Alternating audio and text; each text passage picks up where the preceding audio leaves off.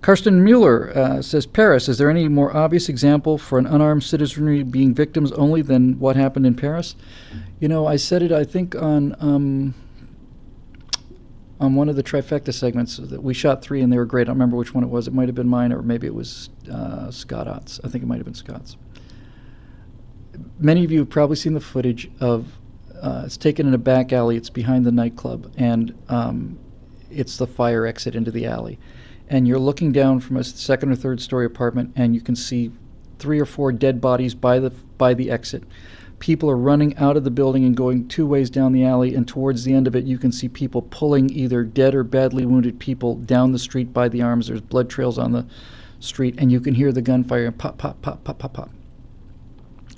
And I watched this video on camera, and I said something that I'm going to say again, and I said, looking down from your apartment at the scene of mass murder, and I was watching this and I said, this is why I own an AR-15 with a 5 power scope, because I am not going to sit still and watch people get murdered in front of my eyes. I think about this every day.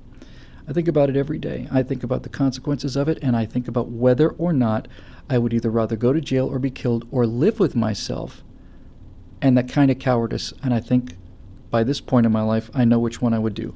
I'm not going to tell you that's what I would do. I understand completely that sometimes people talk a lot of big talk, and when the gunfire actually starts, they turn into absolute chickens, and I may be one of those guys.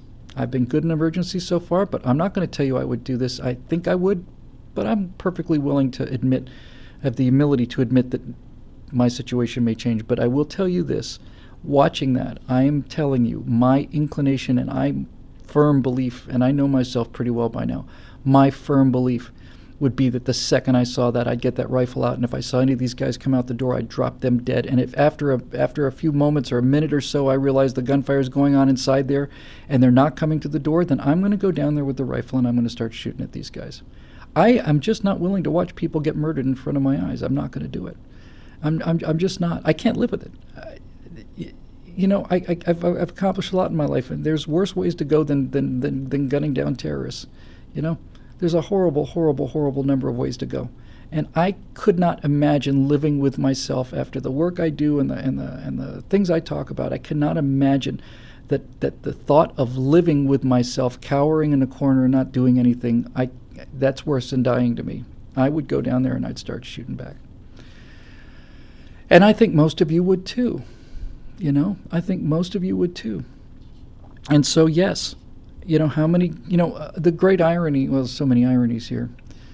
Geraldo Rivera lost his mind over these gun control things and the shootings. He said the Second Amendment needs to be repealed. It's absolute savagery. And then we find out that his daughter was in the actual nightclub while the shooting was going on. And he's tearful on TV, and he's crying, and he's so upset. And I have sympathy for him. It's his daughter. And then finally it turns out she's okay, and they have a big teary reunion on TV, and it's a wonderful soft moment. And I'm asking myself, Geraldo, does it ever, ever, ever occur to you, ever, that if there had been 1 or 2 armed people in that stadium, not only would your daughter's life have been saved, but many other lives would have been saved? Because even if you don't kill the guys, right? Even if you don't kill them, if you shoot back at a guy with a gun, he's going to stop murdering innocent people, and he's going to start shooting at you.